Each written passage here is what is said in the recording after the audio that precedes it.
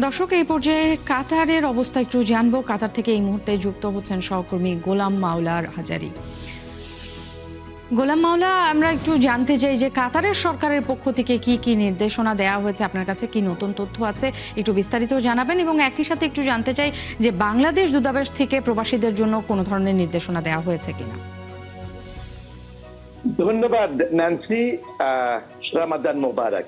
Nancy, আমি একটু করে বলে রাখি যে এখন এই কাতারের সময় হচ্ছে 4:35 আর 1 ঘন্টা পরেই এখানে ইফতারের সময়, কিন্তু গত 7 মিনিট আগেও এখানে ইরান থেকে মিসাইল আক্রমণ হয়েছিল, কিন্তু সম্পূর্ণরূপে সেটি প্রতিহত করেছে কাতার সরকারের ডিফেন্স সিস্টেম।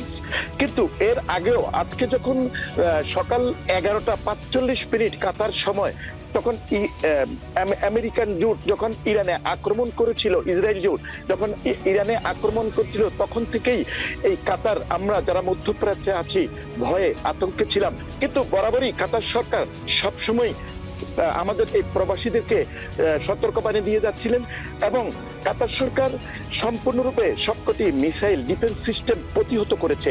এবং কাতার সরকার মিনিস্ট্রি অফ ইন্টেরিয়র সম্পূর্ণরূপে বলে দিয়েছেন যারা এখানকার কন্টেন্ট ক্রিয়েটর এবং ফেসবুক এবং সামাজিক মাধ্যমে কোনো ধরনের ভিডিও এবং ছবি যাতে এখানকার টেলিভিশন বা এখানকার মিডিয়া থেকে যেটি না আসা সেটি না প্রচার করার জন্য, এবং কাতার সরকার সম্পূর্ণরূপে সতর্ক আছেন এবং প্রবাসীদেরকে সহযোগিতা করে যাচ্ছেন।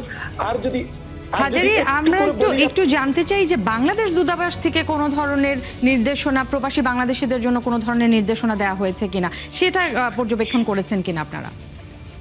ন্যান্সি, ধন্যবাদ আপনাকে। বাংলাদেশ দূতাবাস এই 1 ঘন্টা আগেই একটি সতর্ক বার্তা দিয়েছে। সেটিতে হচ্ছে শুকনো খাবার, আইডি কার্ড, নগদ টাকা, আর আপনার নিরাপদ স্থানে এবং সামরিক স্থানগুলো থেকে দূরত্ব থাকার জন্য, এবং নিরাপদ স্থানে থাকার জন্য, গাড়িতে থাকার জন্য, এবং একটি মোবাইল নাম্বার দিয়ে দিয়েছে।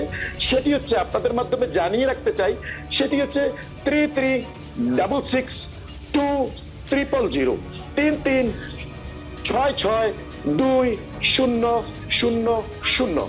আপনাদের মাধ্যমে জানিয়ে রাখতে চাই সকল বাংলাদেশিকে। হাজারি, আপনাকে ধন্যবাদ। আপনি আমাদেরকে জানাচ্ছিলেন যে প্রবাসী বাংলাদেশিদের জন্য দূতাবাস থেকে কি ধরনের নির্দেশনা দেওয়া হচ্ছিল এবং একই সাথে কাতার সরকার কি কি নির্দেশনা দিয়েছে সেটাও আমাদেরকে জানাচ্ছিলেন। আপনাকে ধন্যবাদ, আপনি থাকুন সেখানে। আমরা নিশ্চয়ই আপনার কাছে পরবর্তীতে আসার চেষ্টা করব।